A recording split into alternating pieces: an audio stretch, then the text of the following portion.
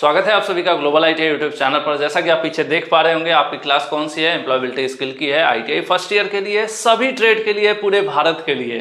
क्योंकि आपके सवाल अक्सर आ जाते हैं कि सर मेरी ये ट्रेड है, मैं इस प्रदेश का रहने वाला हूँ, मैं यूपी का, मैं बिहार का, राजस्थान का हूँ। आप कहीं से भी हैं, एनसीवीटी से आईटीआई कर रहे हैं तो पूरे भारत में फर्स्ट ईयर में एम्प्लॉयबिलिटी स्किल एक समान होती है और सभी ट्रेड के लिए एक समान होती है। ठीक है, तो आज हम लोग क्वेश्चंस सॉल्व करने वाले हैं। जो टॉपिक का नाम है वो आज अलग होने वाला है। इसके पहले आपको दो क्लासेस मिली हैं, अगर आपने ध्यान से नहीं देखा है तो जरूर देखिए। 01 एंड 02, इन दो में हमने क्या टॉपिक कवर किया था? कस्टमर, ठीक है, कस्टमर इंटरेक्शन, जिसको हम ग्राहक सेवा के नाम से, कस्टमर सर्विस भी कह सकते हैं। ठीक है, कस्टमर सर्विस नाम से चैप्टर है। और जो सिलेबस, नया सिलेबस है जो कि आपका 2023 के लिए कह लीजिए, ठीक है, न्यू सिलेबस जो अपडेटेड सिलेबस है, उसमें ये टॉपिक था कस्टमर सर्विस का। उसको हमने करवाया था आपको दो क्लासेज में, फर्स्ट एंड सेकेंड। और आज की हमारी जो क्लास है वो क्लास होने वाली है थर्ड। टॉपिक इसलिए बता देता हूं कि रिलेटेड टॉपिक की अगर आप जानकारी होगी आपके पास, उसकी पढ़ाई किए होंगे, तो उसके क्वेश्चंस आप आसानी से सॉल्व कर पाएंगे। ठीक है, एंटरप्रेन्योरशिप यानी ये जो चैप्टर है आपका, इसको हिंदी में कहते हैं उद्यमिता। ठीक है, इस चैप्टर से रिलेटेड आपके आज क्वेश्चंस होने वाले हैं, जो आज की वीडियो में और आगे अपकमिंग 2-3 वीडियोस में कवर किया जाएगा, जितने भी क्वेश्चंस होंगे। ठीक है, उसके पहले मैं आपको सजेस्ट कर दूं कि एमसीक्यूज क्या होते हैं। जैसे आप अगर, जैसे हमारी आज क्लास कौन सी है? क्लास थर्ड है। हमने यहाँ पर कौन से चैप्टर के? एंटरप्रेन्योर वाले चैप्टर, यानी जिसको हमने क्या लिखा अभी? उद्यमिता लिखा। तो उद्यमिता वाले चैप्टर के क्वेश्चंस मैं आपको सॉल्व करवा रहा हूँ। ठीक है, क्या कर रहे हैं हम? क्वेश्चंस सॉल्व कर रहे हैं। ठीक है, अब क्वेश्चन सॉल्व करने से पहले हमें जानना तो होगा उद्यमिता क्या है, ये चैप्टर पढ़ना तो होगा। तो इसलिए मैं कहता हूं कि कभी भी डायरेक्ट एमसीक्यू पर मत आइए। ठीक है, हमेशा शॉर्टकट अच्छा नहीं होता है। एक टाइम होता है जब हमें थ्योरी पढ़ना चाहिए, तो आपको ये अच्छे से पढ़ना चाहिए चैप्टर हेडिंग वाइज। उद्यमी कौन है, उद्यमिता क्या है, उद्यमिता के लिए क्या जरूरी है, एक उद्यमी के अंदर क्या क्या गुण होने चाहिए। बहुत सारे रूल्स हैं, रेगुलेशंस हैं एक बिजनेस को करने के लिए। तो ओवरऑल इसको पढ़ना चाहिए। जब ये चैप्टर आप पढ़ लेते हैं, ठीक है, जब आप चैप्टर पढ़ लेते हैं, उसके बाद आइए इन क्वेश्चंस को सॉल्व करिए। तो ये क्या होगा?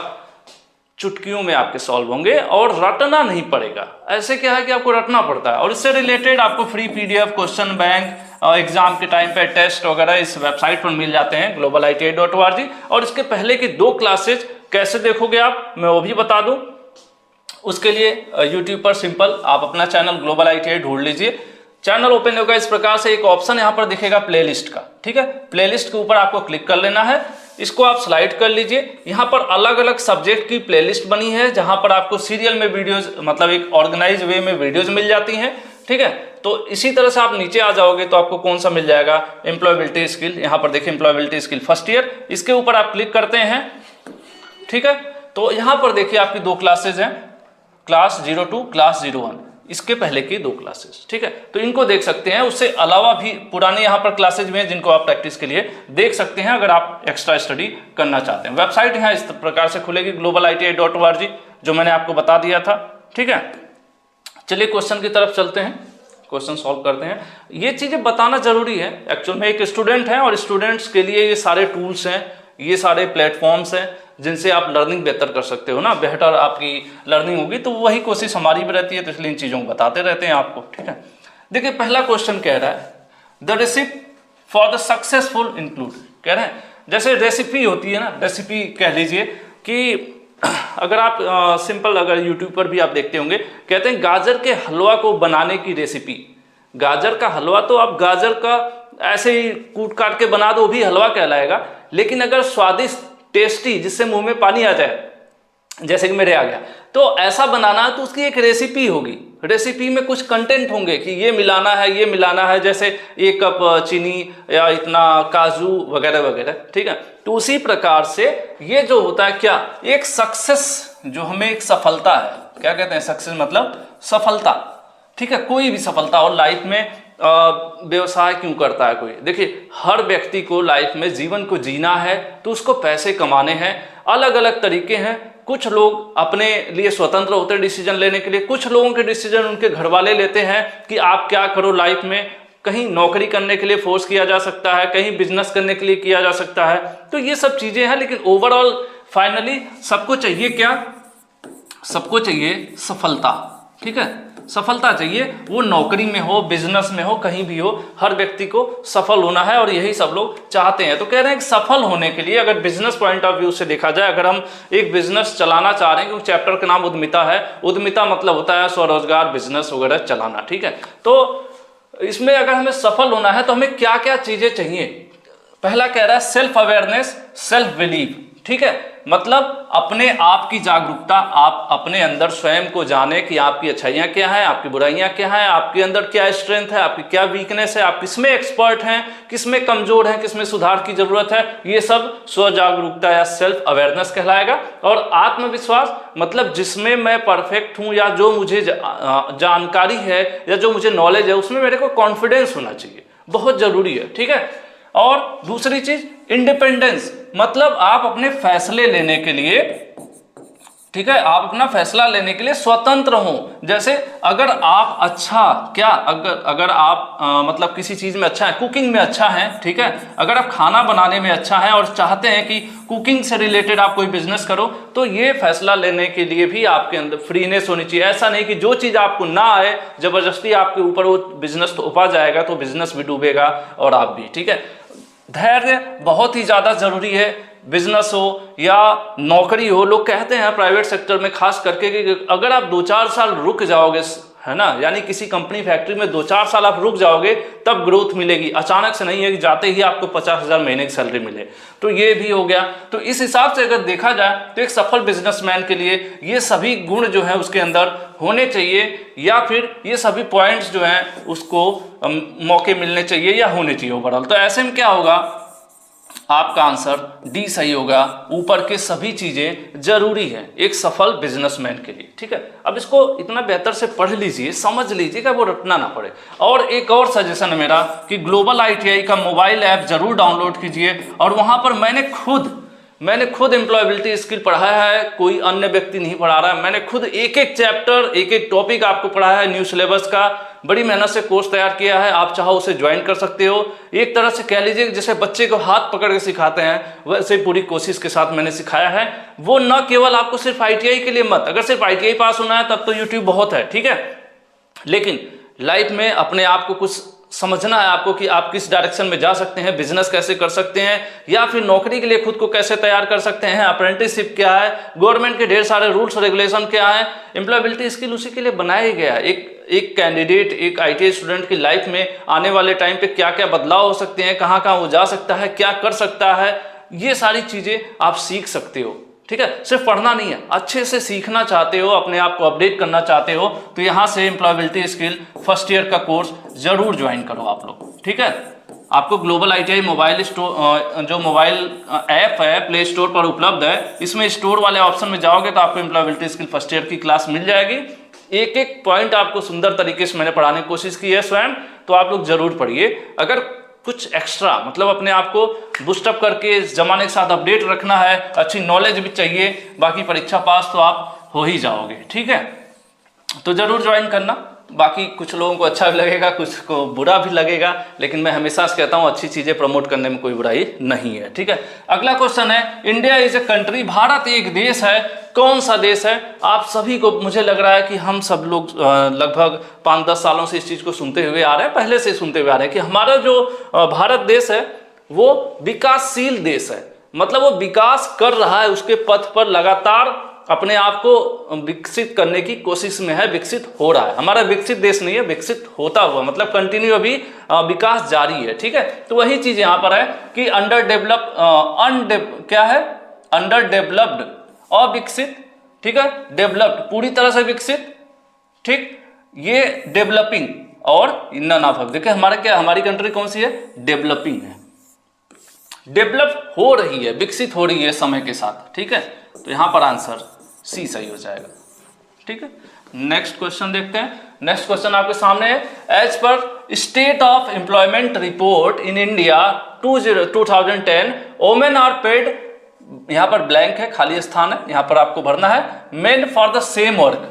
कहा जा रहा है कि जैसे राज्य की the state of employment report, आपको पता है समय समय पर सर्वे कराया जाता है। जैसे आपने कभी देखा होगा जनसंख्या का सर्वे कराया जाता है, कई बार जब मतदान होते हैं तो अलग अलग चीज़ों का सर्वे कराया जाता है, कितने वोटर हैं। कई बार होता है कि वोटर है तो उसी समय समझ में आ जाता है कि कितने लोग 18 वर्ष से नीचे वाले हैं, कितने ऊपर वाले हैं। तो सरकार समय समय पर सर्वे करवाती रहती है अलग अलग मुद्दों पे, जैसे कि यहाँ की आबादी कितनी है, कहाँ आबादी घनी है, कहाँ पर रोजगार ज़्यादा करने वाले लोग हैं, कहाँ पर नौकरी वाले ज़्यादा। ये सब चीज़ें कैसे पता चल रही है? सरकार क्या करती है? सर्वेक्षण यानी सर्वे कराती है। तो एक बार सर्वे जब 2010 में सर्वे कराया गया था तो उस समय ये कह रहे हैं कि एक ही काम को, एक ही नौकरी है, काम है, मान लीजिए नौकरी है, एक ही काम को दो लोग कर रहे हैं। कौन? महिला भी कर रही है और कौन कर रहा है? पुरुष भी कर रहे हैं। ठीक है, तो कह रहे हैं महिला और पुरुष एक ही काम को कर रहे हैं, लेकिन सर्वेक्षण में क्या पता चला कि उसी काम को या उसी नौकरी को करने के लिए पुरुष को अगर 10,000 रुपये मिल रहे हैं तो महिला को 6,000 रुपये या 8,000 रुपये मिल रहे हैं। और ये आपने रियल लाइफ में भी देखा होगा, हमारे अगल बगल जो लोग नौकरी करते हैं या अन्य जगहों पर भी आज भी एक ही काम के लिए पुरुषों की तुलना में महिलाओं को सैलरी कम दी जाती है। तो वही चीज यहाँ पर बताना है कि क्या उनके इक्वल दी जाती है या ज्यादा दी जाती है या पुरुषों से कम दी जाती है। तो आंसर सी सही हो जाएगा, लेस देन। ठीक है, पुरुषों से कम सैलरी महिलाओं को दी जाती है और ये 2010 के सर्वेक्षण में भी सामने आया था। ओके, नेक्स्ट चलते हैं। उसके बाद है यहां पर फिर ब्लैंक है, is a self employed person who is always trying to make her business better by taking risk and new ideas. कह रहे हैं कि वह व्यक्ति जो अपने बिजनेस को लगातार क्या करता है? बेहतर करने के लिए रिस्क लेता है और नए नए आइडियाज को ट्राई करता है, तो व्यक्ति क्या कहलाएगा? ठीक है, यही कह रहे हैं कि एक व्यक्ति जो हमेशा जोखिम उठाता है, रिस्क लेता है, नए नए आइडियाज को आजमाता है जिससे कि अपने बिजनेस को, व्यवसाय को बेहतर कर सके, तो उस व्यक्ति को क्या कहते हैं? उसी व्यक्ति को कहते हैं उद्यमी। ठीक है, अगर ये चैप्टर आप पढ़ोगे कंप्लीट डिटेल में तो आपको इतना शानदार तरीके से पढ़ाया गया है ऐप पर कि आप फिर ये तो चुटकियों में क्वेश्चंस आप सॉल्व कर सकते हो। उद्यमी मतलब जो बिजनेस या व्यापार करता है या जो बिजनेस या व्यापार का मालिक है उसको उद्यमी कहते हैं, और जो व्यापार करता है उस प्रक्रिया को उद्यमिता कहते हैं। ठीक है, यहां पर आंसर आपका सी सही हो जाएगा। चलिए अगले क्वेश्चन चलते हैं। अगला क्वेश्चन है, what does a person need to a successful entrepreneurship. ठीक है, एंटरप्रेन्योरशिप कह रहे हैं कि अगर कोई व्यक्ति है उसको अपने व्यवसाय में क्या होना है? सफल होना है, तो उसको किस चीज की जरूरत पड़ेगी? ठीक है, एक व्यक्ति को सफल होने के लिए क्या चाहिए? बिजनेस करने वाले व्यक्ति की बिजनेस में सफल होना है तो क्या चाहिए? आपको चाहिए पैसा चाहिए या पावर चाहिए या पॉलिटिक्स चाहिए? नहीं, आपको चाहिए माइंड सेट। ठीक है, माइंड सेट क्या होता है? विचारधारा एक तरह की हमारी, कि अगर हमने अपना सेट कर लिया अपने आप को कि नहीं मुझे इस बिजनेस को करना है। ठीक है, हमने क्या सेट कर लिया? फॉर एग्जांपल हमने सोच लिया कि हमें रेस्टोरेंट चलाना है। ठीक है, रेस्टोरेंट जो है हमें चलाना है और मेरा माइंड सेट है, मैं पूरी तरह से तैयार हूं कि नहीं, मैं माइंड सेट मेरा मतलब अपने आप को मैंने दिमागी रूप से भी अपने आप को समझा दिया और सेट कर लिया कि नहीं मैं रेस्टोरेंट चलाऊंगा, मैं फायदा कमाऊंगा, मैं अच्छा बिजनेसमैन बनूंगा, तब तो मेरा ये बिजनेस चलेगा। लेकिन अगर मेरा माइंड सेट नहीं है बिजनेस चलाने का, कोई मुझे जबरदस्ती रेस्टोरेंट दे देगा तो ये तब भी चलेगा, लेकिन कहाँ चलेगा? घाटे में, नुकसान की तरफ जाएगा और शायद बहुत नीचे जाएगा तो बंद भी हो जाएगा। इसीलिए बिजनेस के लिए, बिजनेस में सफल होने के लिए माइंड सेट का होना बहुत ज़्यादा जरूरी है कि हम अपने आप को उस चीज के लिए तैयार हों। आंसर डी सही होगा आपका। नेक्स्ट क्वेश्चन आपके सामने 6, a person someone who work for a person और organization and get paid for that work. कह रहे हैं कि एक व्यक्ति जो किसी दूसरे व्यक्ति के लिए या दूसरी संस्था के लिए काम करता है और उसके बदले उसको पैसे मिलते हैं उस काम के, तो क्या कहलाएगा? तो ऐसे को हम वेजेज एम्प्लॉय कहते हैं या एम्प्लॉयड कहते हैं। एक व्यक्ति जो या फिर कह सकते हैं नौकरी करने वाला व्यक्ति, नौकरी करने वाला व्यक्ति, ठीक है। वेजेज एम्प्लॉयड यानी नौकरी करने वाला जो व्यक्ति होता है उसी को वो किसी संगठन, व्यक्ति हो सकता हो कि मेरी कंपनी हो जिसके लिए कोई 5 लोग काम कर रहे हो, या एक संगठन है मेरा ऑर्गेनाइजेशन, उसके लिए 100 लोग काम कर रहे हो, तो उनको क्या होगा, एक मंथली फिक्स वेजेज उनको प्रोवाइड किया जाएगा उनके काम के बदले, तो वो क्या कहलाते हैं, वो वेजेज एम्प्लॉयड लोग कहलाते हैं। एंटरप्रेन्योर कौन कहलाता है, जो अपना खुद का कारोबार करता है, ठीक है। यहाँ पर खुद की बात नहीं हो रही, दूसरे के लिए काम कर रहे हैं। और स्वनियोजित भी जो होता है वो भी खुद के लिए काम करने वाला व्यक्ति होता है, ठीक है। ये दोनों खुद के लिए होते हैं, इसलिए ये नहीं होंगे, ये वाला आपका ऑप्शन सही होगा, आंसर बी। ओके, नेक्स्ट चलते हैं। और वीडियो जब बंद करो उसके पहले नीचे कमेंट करके जरूर जाना कि क्लासेज अच्छी लगती हैं आपको कि नहीं, ठीक है। वो मेरे लिए एक चार्जर का काम करता है, ठीक है। Is the act of setting up and running a business, taking on risk and the hope of profit. कह रहे हैं लाभ की आशा में जोखिम उठाकर यानी रिस्क लेकर बिजनेस को स्थापित करना और उसके चलाने का कार्य क्या कहलाता है, ठीक है। अगर एक व्यक्ति है, फॉर एग्जांपल आप हैं, ठीक है ना, आपने क्या किया, आप जो है सोचे कि मैं प्रॉफिट कमाऊंगा, ठीक है, मैं प्रॉफिट कमाऊंगा। कैसे प्रॉफिट कमाऊंगा, रिस्क उठाऊंगा, ठीक है, रिस्क उठा के प्रॉफिट कमाऊंगा। क्या करूंगा, रिस्क उठाकर कोई बिजनेस स्टार्ट करूंगा, ठीक है, और उसको चलाऊंगा, रन करूंगा, ठीक है, मान लो रन करूंगा, ठीक है। तो मैं क्या कहलाऊंगा, मैं कहलाऊंगा क्या, उद्यमी कहलाऊंगा। मैं क्या कहलाऊंगा, उद्यमी कहलाऊंगा, ठीक है, जिसको क्या कहते हैं, एंटरप्रेन्योर कहते हैं इंग्लिश में, ठीक है। भाई बिजनेस कौन करता है, रिस्क उठाना, और इस देखिए बिजनेस मतलब रिस्क, ठीक है। तो प्रॉफिट कमाने के लिए क्या करेंगे, रिस्क उठाएंगे और बिजनेस करेंगे। तो जो बिजनेस करने वाला व्यक्ति होता है उसको क्या कहते हैं, उद्यमी कहते हैं, या फिर एंटरप्रेन्योर कहते हैं, और बिजनेस को क्या कहते हैं, उद्यमिता कहते हैं, ठीक है। तो यहां से आपका आंसर ए सही हो जाएगा, एंटरप्रेन्योरशिप, ठीक है।